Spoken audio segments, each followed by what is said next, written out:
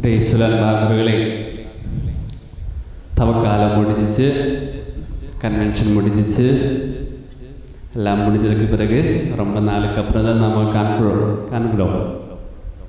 போன வாரம் தவக்காலத்திலே தியானத்தில் பல இடங்களில் போகும் பொழுது நிறைய பெற்றோர்கள் வந்து சொல்கிற ஒரு விஷயந்தான்.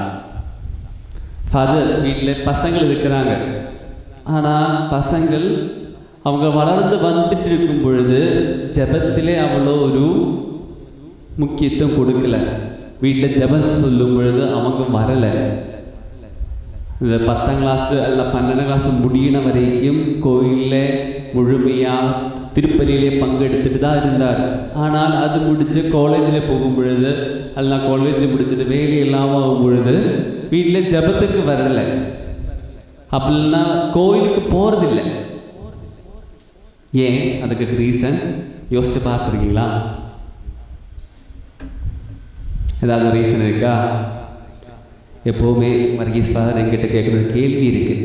எங்கேயாவது ஒரு பிரச்சனை இருந்தால், ஒரு சின்ன ஒரு ஏதாவது ஃபால்ட் இருந்தால் ஃபாதர் கேட்குற ஒரு கேள்வி இருக்குது. ஆனால் ஃபாதர் கேட்ட கேள்வி இல்லை இது. ஃபாதர் கேட்ட இன்னொரு ஃபாதர் தியோலஜி படிச்சுட்டு இருக்கும் பொழுது அங்கிருந்து ஃபாதர் கேட்ட கேள்வி தான், ஹூ இஸ் ரெஸ்பான்சிபிள்? அந்த கேள்வி தான். இப்போ பசங்கள் இந்த மாதிரி பூசைக்கு வரலை, அதெல்லாம் வீட்டில் ஜெபத்துக்கு வரலை அப்படின்னா யார் அதுக்கு ரெஸ்பான்சிபிள்? பேரண்ட்ஸ் ஷுவரா? பசங்களுக்கு அதில் ரோல் எதுவுமே இல்லையா? திமோத்தேயர் எழுதிய 1ஆம் திருமுகம் 4ஆம் அதிகாரம் 12ஆம் திருவசனம். திமோத்தேயர் எழுதிய 1ஆம் திருமுகம் 4ஆம் அதிகாரம் 12ஆம் திருவசனம். நீ இளைஞனாயிருப்பதால் யாரும் உன்னை தாழ்வாக கருதாதிருக்கட்டும். பேச்சு, நடத்தை, அன்பு, நம்பிக்கை, தூய்மை ஆகியவற்றில் நீ விசுவாசிகளுக்கு முன்மாதிரியாய் விளங்கு. இறையேசுவின் அன்பார்ந்தவர்களே, இன்னைக்கு நம்ம பார்க்க போகின்ற ஒரு புனிதன், ஒரு இளைஞனான புனிதன். அந்த புனிதன் எல்லாருக்குமே ஒரு மாதிரியாக ஒரு வாழ்க்கை வாழ்ந்தார். அவருடைய நினைவு நாள் மெய் 6 நாம் கொண்டாடுகிறோம். அவ்வளோ குழுத்தர மெய் 6. யார் அந்த புனிதன்? ஆமாம், டொமினிக் சாவியோ. ஆமாம், பலருக்கு தெரிஞ்சிருக்கு. Dominic Savio. அவர் எங்கே பிறந்தார் தெரியுமா? கேள்விப்பட்டிருக்கீங்களா அந்த வாழ்க்கையை பற்றி? அவர் இத்தாலியில் பிறந்தார். அவருடைய அப்பா அம்மா பெற்றோர்களுக்கு கீழ்ப்படிந்து வாழ்க்கை வாழ்ந்த ஒரு புனிதன். மெய் 6 அவருடைய நினைவு நாளை நாம் கொண்டாடுகிறோம். எதுக்கு அல்ல, எதனாலே அவர் புனிதராயிட்டார்? எதனால? பாவம் செய்வதை விட சாவது முக்கியம். அதில் அவர் சொன்னார். ஆனாலும் அவரோட வாழ்க்கையை பார்த்துட்டால் இயேசுவில் நம்பிக்கை வைத்து வாழ்ந்த ஒரு வாழ்க்கை. அவர் எத்தனை வருஷம் இந்த பூமியில் வாழ்ந்தார்? எத்தனை வருஷம்?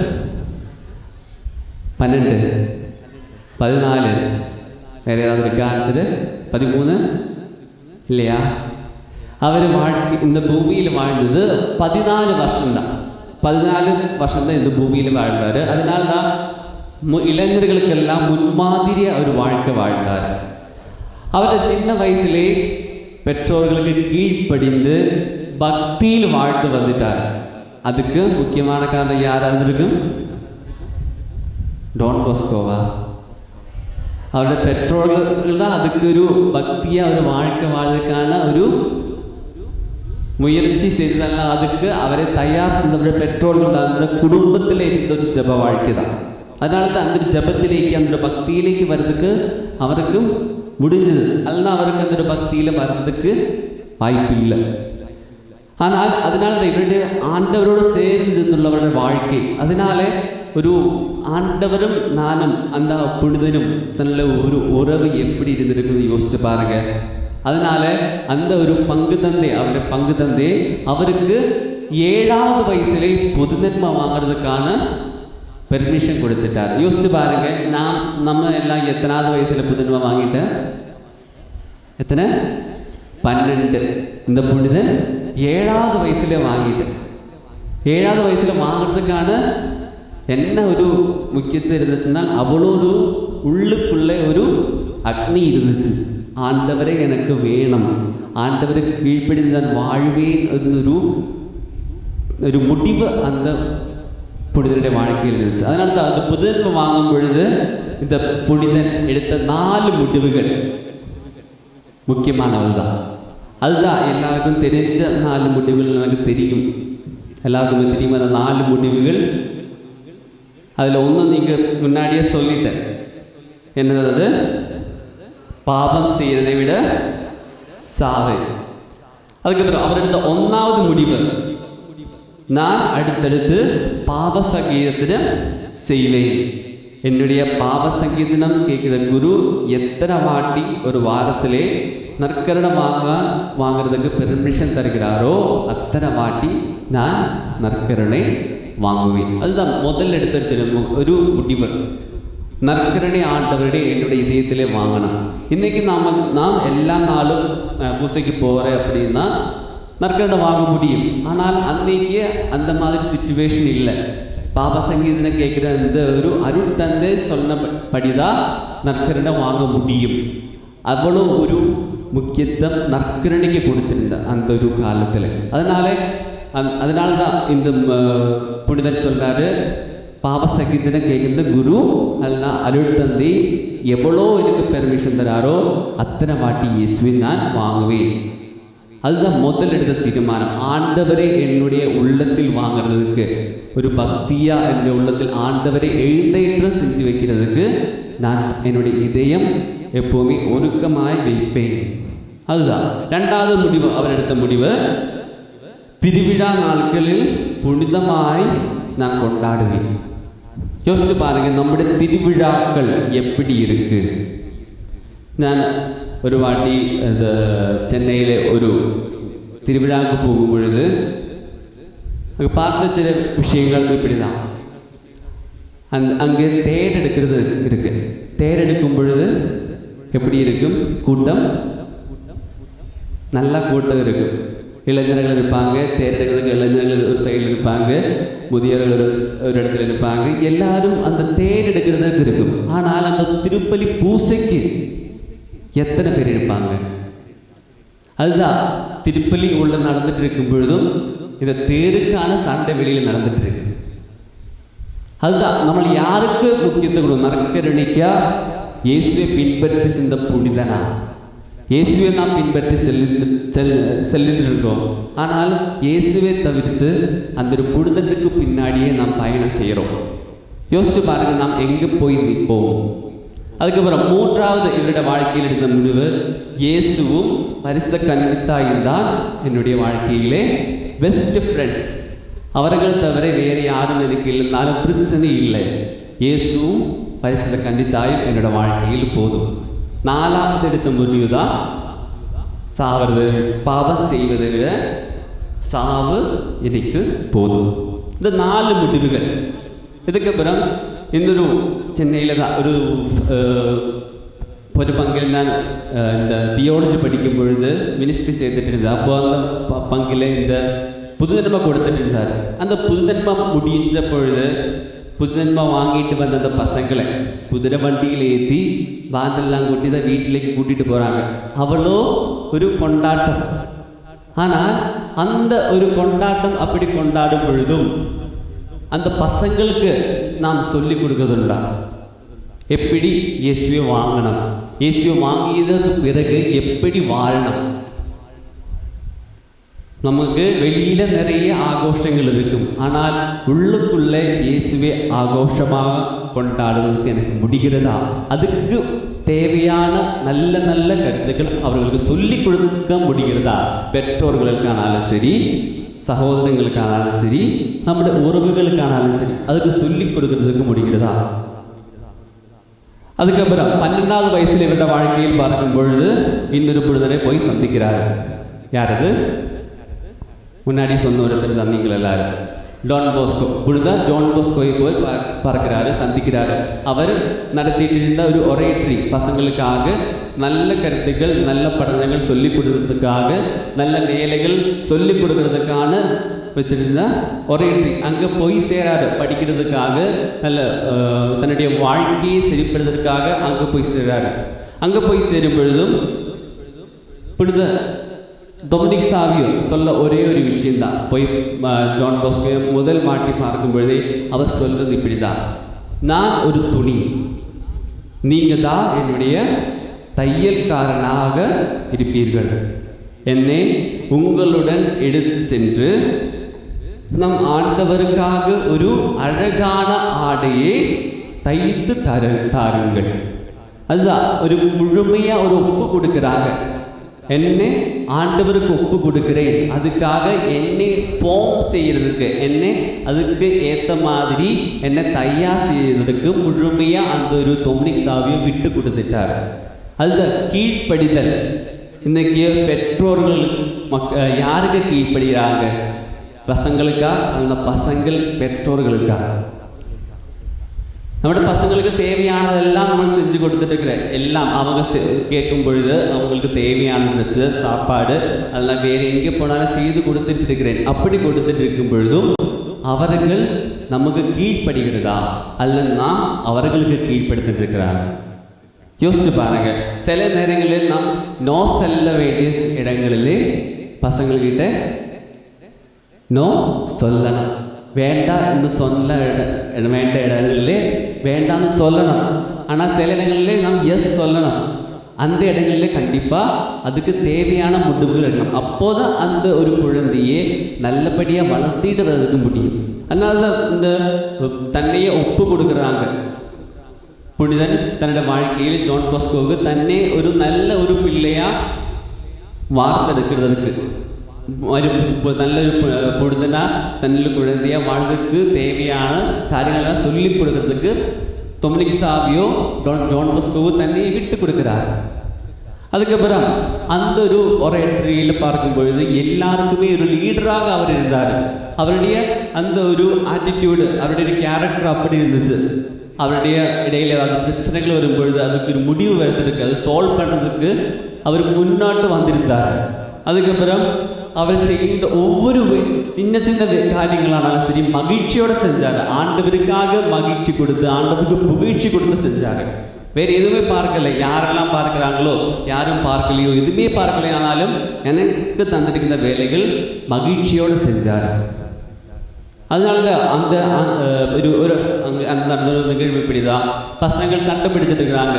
சண்டை பிடிச்சு லாஸ்ட்டு அது கல்லெறிஞ்சு அவங்க சண்டை பிடிக்கிற அளவுக்கு வந்துருச்சு. அப்படி வரும்போது இந்த டொமினிக் சாவியோ ஒரு சிலுவை எடுத்து அவர்களுக்கு மத்தியில் நிற்கிறாரு. சிலுவையில் பார்க்க சொல்றாரு. அதுதான் ஆண்டவர் என்ன செஞ்சார் அந்த ஒரு இடத்துல. அதுக்கப்புறம் இவரோட வாழ்க்கையில் ஸ்கூலில் படிச்சுட்டு இருக்கும் பொழுது ஸ்கூலில் பனி மாற்றுறதுக்கான, அந்த குளிர் மாற்றுறதுக்கான ஸ்டவ் இருக்குது. ஸ்டவ்வில் இந்த கிளாஸில் கொஞ்சம் பிரச்சனைக்கான பசங்கள் இந்த பனி கொட்டி வச்சாங்க. அதுக்கப்புறம் இந்த தேவையில்லாத வேஸ்ட் எல்லாமே கொட்டி வச்சிச்சு. அப்படி வச்சதுனால கிளாஸில் முழுமையாக ஒரு புகைமயமாக மாறிட்டேன். அப்படி மாறும் பொழுது அந்த டீச்சர்ஸ் வரும்பொழுது இந்த பசங்கள் டொமினிக் சாவியை காட்டி கொடுத்துட்டேன். அப்படி காட்டி கொடுக்கும் பொழுதும் டொமினிக் சாவியோ அந்த டீச்சர் சொன்ன அந்த திட்டெல்லாமே வாங்கி மறுத்து எதுவுமே சொல்லலை, அவங்களே காமிச்சு கொடுக்கல. ஆனால் கொஞ்சம் நேரத்துக்கு அப்புறம் டீச்சர்ஸுக்கு தெரிய வரும் பொழுது யார் இது செஞ்சதுன்னா டீச்சர்ஸ் தெரிய வரும்பொழுது அந்த டொமினிக் சாவிக்கிட்ட கேட்குறாங்க, ஏன் இது முன்னாடி நீ சொல்லலை, நீ செய்யலை என்று ஏன் எங்ககிட்ட சொல்லலை? அப்போது டொமினிக் சாவி சொல்கிற விஷயந்தான், இயேசுவை சிலுவையில் அறையிறதுக்காக கொண்டு போகும் பொழுதும் பாவம் எதுவும் செய்யாத இயேசு நம்முடைய பாவங்களுக்காக சிலுவையில் தன்னை விட்டு கொடுத்த பொழுதும் அமைதியாக தான் இருந்தார். அதனால இவங்களுடைய இந்த ஒரு செயலுக்காக திட்டு வாங்கிறதுக்கும் எனக்கு மடி எதுவுமே இல்லை. அப்படி சொன்னார். அது ஆண்டவருக்காக அந்த ஒரு சிச்சுவேஷன் மற்றவங்களுக்கு மன்னிக்கிறதுக்கும் மற்றவங்களுக்கு கிடைக்க வேண்டிய அந்த ஒரு வேதனை ஏற்றெடுக்கிறதுக்கும் தொம்னிசாவிக்கு முடிஞ்சிச்சு. அதுக்கப்புறம் அவரோட வாழ்க்கையை பற்றி பார்க்கும் பொழுது 14வது வயசில் இருக்கிறார். அவருக்கு லங்ஸில் இன்ஃபெக்ஷன் வந்து அவர் இறந்து போகிறார். 14 வயசு தான்.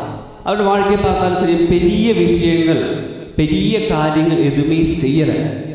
அவரோட வாழ்க்கையை பார்த்தால் சின்ன சின்ன விஷயங்கள் தான் இருக்குது. மற்றவங்களுக்கு அவ்வளோ பெரிய முன்மாதிரியாக வாழலை. அற்புதங்கள் எதுவுமே அவரோட வாழ்க்கையில் நடக்கலை. நல்ல காரியங்கள் எதுவுமே செய்து வைக்கலை. நமக்கு இதுக்கு முன்னாடி இருந்தனால ஒரு புனிதரை பற்றி பார்த்தோம். புனித கார்லோ அக்கூதிஸ் அவரோட வாழ்க்கையில் பார்த்தால் நற்கரணையை பற்றி பெரிய வெப்சைட் அவர் வந்து செஞ்சார். ஆனாலும் அந்த மாதிரி பெரிய விஷயங்கள் எதுவுமே இவரோட வாழ்க்கையில் செய்யலை. ஆனாலும் இவரை ஏன் புனிதரா எது இவரை புனிதரா மாற்றிட்டாங்க? அதுதான் இவரோட வாழ்க்கையில் புனிதத்திற்கு பெரும் தவறுகள் அந்த தவங்கள் எதுவுமே தேவையில்லை. மாறாக சாதாரண கடமைகளை சிறப்பாக செய்தாலே போதும். நம்ம செய்கின்ற சின்ன சின்ன விஷயங்கள் சின்ன சின்ன எல்லாம் மற்றவங்கள சிறிய வேதனைகள்லாம் നമ്മുടെ வாழ்க்கையில் ஏற்றிருக்கும் பொழுது அது നമ്മുടെ வாழ்க்கையில் അതൊരു ஆசீர்வாதமாக மாறும். மற்றவங்களுக்கு ஒரு முன்மாதிரியாக നമ്മുടെ வாழ்க்கையை மாற்ற முடியும். அதுதான் யோசிச்சு பாருங்க. புனித தொம்னிசாவியரோட வாழ்க்கை யோசிச்சு பார்க்கும் பொழுது பெற்றோர்களுக்கு என்ன செய்ய முடியும்? எப்படி பசங்களை வளர்த்திட்டு வர முடியும்? நல்ல விஷயங்கள் சொல்லி கொடுக்கிறது. நம்மளுக்கு சில நேரத்தில் நல்ல காரியங்கள் சொல்லி கொடுக்கிறது, சில நேரத்தில் அவங்களே தண்டிக்கிறது கண்டிக்கிறது எல்லாமே நல்லதுக்கு தான். அதுதான் நம்ம ஒரு இயேசுவினை பின்பற்றி வாழ்றதுக்காக அவங்களுக்கு உதவி செய்யும். எல்லாமே கொடுக்கறதுனால, எல்லாமே செஞ்சு கொடுக்கறதுனால, எல்லாமே வாங்கி கொடுக்கறதுனால அவரோட வாழ்க்கையே நல்லா வரணும் என்று இல்லை. ஆண்டவரை எவ்வளோ அவங்களுக்கு சொல்லி கொடுக்கிறதுக்கு எனக்கு முடியும், ஆண்டவரை பின்பற்றி செல்றதுக்கு அவர்களுக்கு முன்மாதிரியாக வாழ்றதுக்கு பெற்றோர்களுக்கு முடிகிறதா? யோசிச்சு பார்ப்போம். அப்புறம் பசங்களுக்கு என்ன சொல்லிக் கொடுக்கிறது? ஆண்டவருக்கு கீழ்ப்படிந்து வாழ்றதுக்கு, பெற்றோர்களுக்கு கீழ்ப்படிந்து வாழ்றதுக்கு முடிகிறதா? ஒவ்வொருத்தருடையும் வாழ்க்கையில் ஒரு புழுதியாக வாழணும் அப்படின்னால் அதனுடைய ரெஸ்பான்சிபிலிட்டி மற்றவங்களுக்குள்ளே வைக்க முடியாது. அது ஒவ்வொருத்தருக்கும் அதற்கான கடமைகள் உண்டு. அதுக்காக தேவையான முடிவுகள் ஒவ்வொருத்தரோட வாழ்க்கையில் இருக்கணும். நல்ல விஷயங்களை எல்லாரும் சொல்லி தருவாங்க. ஆனால் நல்ல விஷயம் சொல்லி தரும் பொழுது அதை ஏற்றுக்கிறதுக்கு எனக்கு முடிகிறதா? அதுக்கு நம்மளோட வாழ்க்கையில் நம்ம பார்ப்போம். அதுக்கு தேவையான முடிவுகள் எடுப்போம். ஆண்டவருக்கு கீழ்ப்படிந்து வாழ்வதற்கான முடிவுகள் எடுப்போம். அது நம்மளுக்கு கண்கள் மூடி நம்முடைய வாழ்க்கையை யோசித்து பார்ப்போம். என்னோட வாழ்க்கையில் ஆண்டவர் எனக்கு தந்தவர்கள் நிறைய பேர் இருக்கிறாங்க. என்னோட பெற்றோர்களாக இருக்கலாம், என்னுடைய பிள்ளைகளாக இருக்கலாம், என்னுடைய உறவுகளாக இருக்கலாம், அயல்பக்க வீட்டில் இருக்கிறவங்களாக இருக்கலாம். அவர்களுக்கெல்லாம் முன்மாதிரியாக வாழ்வதற்கு, முன்மாதிரி காமிச்சு கொடுக்கறதுக்கு எனக்கு முடிகிறதா? ஆண்டவர் தந்த வாழ்க்கை மற்றவங்களுக்கு ஒரு ஆசீர்வாதமாக மாற்றுறதுக்கு எனக்கு முடிகிறதா? யோசிச்சு பார்ப்போம். இதுவரையும் அந்த எல்லா பிரச்சனைகளும் தவறுகள் எல்லாம் ஆண்டவருக்கு ஒப்பு கொடுப்போம், ஆண்டவருக்கு விட்டு கொடுப்போம். ஆண்டவருக்கு நம்முடைய வாழ்க்கையை மாற்ற முடியும். அருள் நிறைந்த மரியே வாழ்க, ஆண்டவர் உடனே பெண்களுக்குள் ஆசி பெற்றவர் நீரே, உடைய திருவயிற்றின் கனியாகிய இயேசு ஆசி பெற்றவரே. புனித மரியே இறைவனின் தாயே, பாவிகளாய் இருக்கிற எங்களுக்காக இப்பொழுதும் எங்கள் இறப்பின் வேளையிலும் வேண்டிக் கொள்ளும். ஆமென்.